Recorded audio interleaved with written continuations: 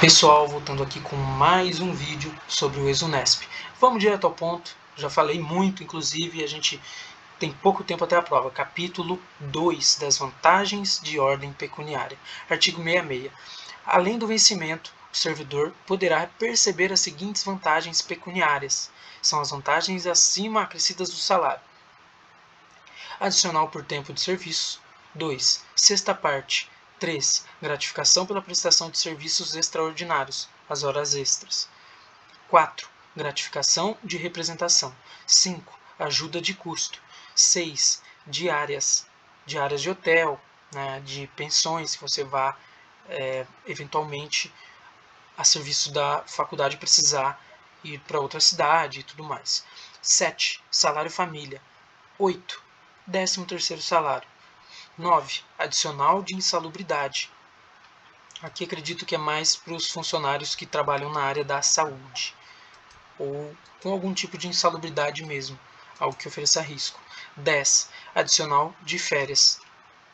11. Outras vantagens ou concessões pecuniárias previstas em legislação específica. Seção 1. Dos adicionais por tempo de serviço. Artigo 67. O servidor terá direito, após cada período de 5 anos contínuos ou não de efetivo exercício contados na forma do parágrafo 2º do artigo 48 deste Estatuto, a um adicional por tempo de serviço, a ser concedido na forma prevista em regulamentação própria. Então vai ter uma regulamentação própria que vai reger como vai ser concedido, o quanto vai ser concedido desse adicional. Mas aqui já deixa claro que vai ter esse adicional, que existe esse adicional. É para isso que serve o artigo 67.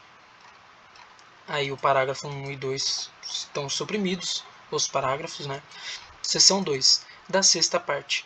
Artigo 68. O servidor que completar 20 anos de efetivo exercício perceberá mais a sexta parte, calculada sobre o vencimento, mais vantagens incorporadas e outras previstas em lei. Então, o que significou o artigo 68? Que o servidor que está há 20 anos na Unesp, ele receberá mais 1/6 de seu salário. 1/6, eu não vou fazer a conta aqui para não deixar muito, para exemplificar, mas vai ficar muito longo o vídeo, mas é 1/6 a mais ele vai receber do salário dele. Tá? Então, aquele salário mais uma sexta parte, né? Considerando-se todos os benefícios e as vantagens que já estão incorporados no salário dele atual. Artigo 69. A forma de concessão da sexta parte seguirá regulamentação própria. Então, também tem regulamentação própria. Seção 3. Da gratificação pela prestação de serviços extraordinários. Artigo 70. O servidor convocado para a prestação de serviços extraordinários na forma deste Estatuto fará jus a uma gratificação que será paga por hora de trabalho antecipado ou prorrogado, observada a legislação vigente. Serviços extraordinários seria as horas extras? Não sei, mas acredito que sim, ou algum serviço extra que não pertence à sua função. Parágrafo único. A duração do serviço extraordinário não poderá exceder 2 horas diárias de trabalho. Sim, são as horas extras, pessoal, como diz lá em cima. Então não poderá exceder. Isso aqui é a segunda vez que está falando. Vamos gravar, pessoal. Isso aqui pode ser que caia na prova. 2 horas, no máximo, diárias de horas extras. Artigo 71. É vedado conceder gratificação por serviço extraordinário com o objetivo de remunerar outros serviços ou encargos. Artigo 72. O servidor que recebe gratificação de representação ou diária, bem como aquele que exerce função que integra os incisos 2 e 3 do artigo 4, que são os de comissão e confiança deste Estatuto, não poderá receber gratificação pela prestação de serviços extraordinários.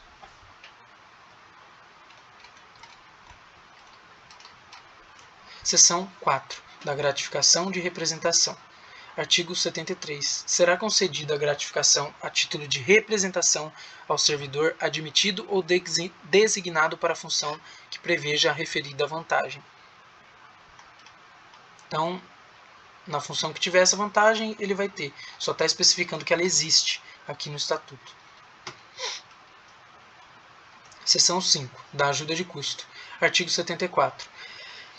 Poderá ser concedida ajuda de custo ao servidor que tiver sua sede de exercício alterada, ex officio, ou designado para prestar serviço fora de sua unidade universitária.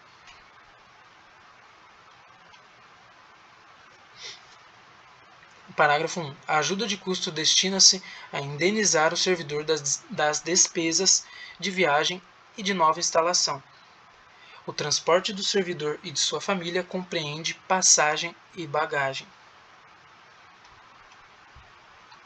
Artigo 75. Caberá também ajuda de custo ao servidor designado para serviço ou estudo fora do Estado ou país. Artigo 75-A. Quando o servidor for incumbido de serviço que o obrigue a permanecer fora da sede por mais de 30 dias, poderá receber ajuda de custo, sem prejuízo das diárias que lhe couberem. Então, além da diária, ele vai ter uma ajuda de custo. Parágrafo único. A ajuda de custo de que trata o caput deste artigo não poderá exceder o valor da remuneração mensal correspondente à função do servidor. Então tem um limite. Não pode ser maior a ajuda de custo que o salário que você já recebe. Artigo 76. A ajuda de custo será arbitrada a critério do reitor, não podendo exceder a importância equivalente a 3 vezes a remuneração do servidor. Ela pode ser mudada a critério do reitor, mas não pode exceder 3, neste caso. Artigo 77. Restituirá a ajuda de custo que tiver recebido 1. O servidor que, antes de concluir a incumbência que lhe foi cometida, regressar da nova sede, pedir dispensa ou abandonar o serviço. 2. O servidor que não seguir para a nova sede dentro do prazo fixado. Então aí tem que devolver. Se você não foi ou se você voltou antes do prazo previsto, você precisa devolver a ajuda de custo. Parágrafo único. A restituição poderá ser feita em parcelas a juízo da autoridade concedente, salvo no caso de recebimento indevido, em que a importância de devolver será descontada integralmente da remuneração, sem prejuízo de pena disciplinar. Então, se você recebeu indevidamente uma ajuda de custo, propositalmente, digamos assim, você vai ter a pena disciplinar aplicada, o processo administrativo, porque você tentou usufruir de algo que não lhe pertencia, você não trocou de sede, nada, e mesmo assim recebeu uma ajuda de custo. Então, além de devolver ela, neste caso, sem parcelamento, porque tem dolo, tem culpa sua aí, então não vão parcelar para você, você ainda vai sofrer os prejuízos de pena disciplinar. Artigo 78. Se o servidor regressar por determinação de autoridade competente ou por motivo de força maior, devidamente comprovado, não ficará obrigado a restituir a ajuda de custo. Então, se alguém te chamou para voltar, né, você foi, fizeram você ir, agora você teve que voltar antes do prazo, você não precisa devolver, se a culpa não for sua por ter voltado. Seção 6. Das diárias. Artigo 79. Ao servidor que deslocar temporariamente da respectiva sede no desempenho de suas atribuições em missão ou estudo, desde que relacionados com a função que exercer, será concedida, além do transporte, diárias a título de indenização das despesas de alimentação e hospedagem. Então, além lá da ajuda de custo, do transporte, tudo, você vai receber as diárias. Parágrafo único. O disposto neste artigo aplica-se aos casos de missão ou estudo fora do país. Artigo 80. O valor das diárias será fixado em regulamentação própria. Olha, eu acho que até tem um errinho de português aqui, hein? Me corrijam se eu estiver errado, mas eu acho que não tem uma vírgula aqui. Não deveria ter, aliás. O valor das diárias será fixado em regulamentação própria. Acho que não deveria ter. Mas isso é estudo para uma outra matéria, né? Continuando, artigo 81. O servidor que indevidamente receber diária será obrigado a restituí-la de uma vez só, ficando ainda sujeito à punição disciplinar cabível. Então, a mesma coisa de quando o servidor recebe ajuda de custo indevida. Aqui, ó. Aqui em cima, ó.